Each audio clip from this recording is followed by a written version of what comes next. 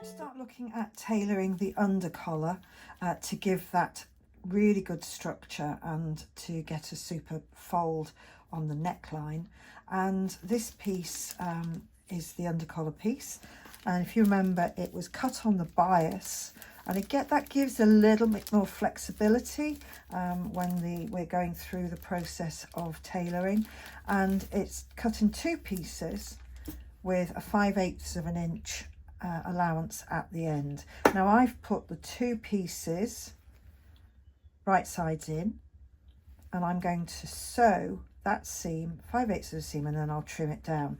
Before I do that though, I want to show you the interfacing. This is the hair canvas again, and this is what we're going to use to do the interfacing and the tailoring. And this again is also cut on the bias, as you can clearly see.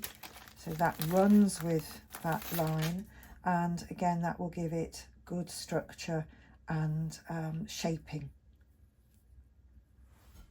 I'm going to sew the under collar pieces together, their right sides together, and this is with a 5/8 of an inch seam.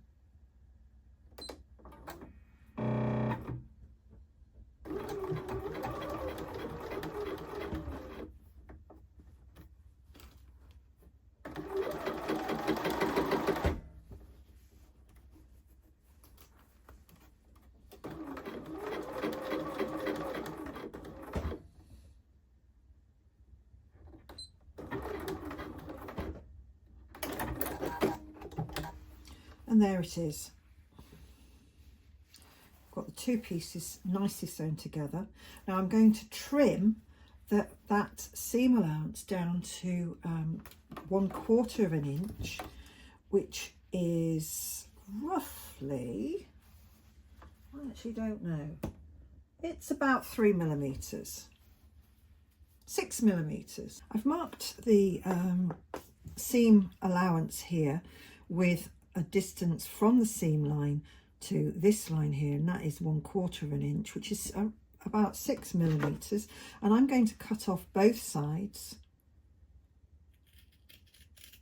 of this seam allowance so that I have a nice small seam allowance here. And I'm going to press that open and use my clapper just to make sure that's really nice and neatly pressed. Need a slightly different method of joining the two pieces of the hair canvas together than when you joined the two undercollar pieces. And what you do is, as you can see, I've marked a line on both of these pieces, and that's the 5/8 of an inch distance there, which is roughly 1.5 centimeters. And I'm going to overlap these two pieces, so I'm lining up the seam line on both of those pieces, and I will pin that in place. And when I come to stitch this, I'm actually going to use a zigzag stitch over that seam line. Let me just check that's right. Yes, there we go. Over the seam line all the way down, not too wide, and then I will trim off both sides as close as I can to the stitching, and I'll show you that step next. Okay, we're going to start stitching this now with a zigzag stitch and join these two pieces together.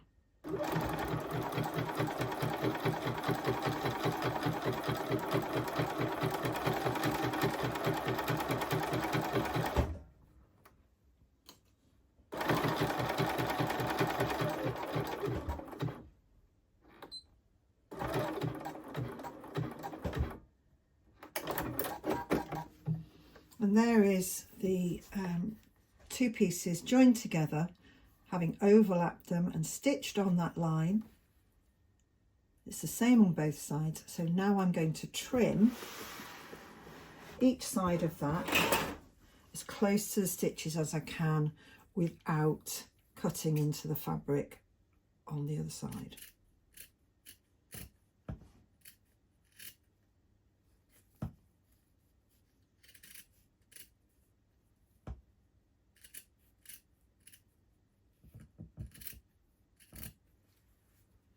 Okay, there's one side. I may come back and see if I can get any closer to that, but here we go on the other side.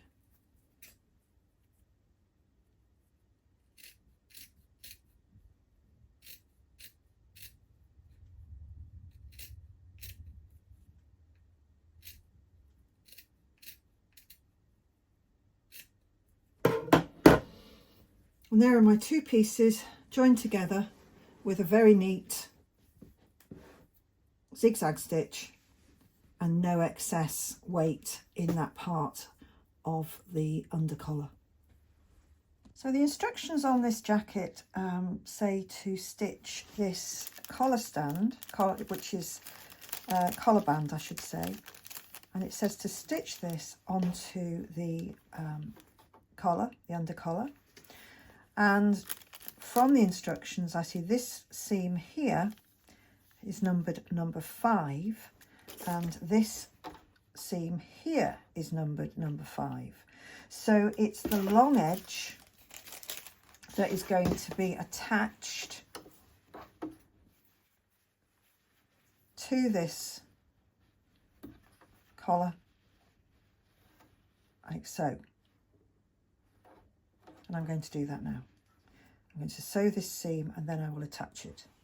I'm currently working on the undercollar for this jacket, and to this point I've gone through quite a few stages already just to get it with these 4 pieces joined up together.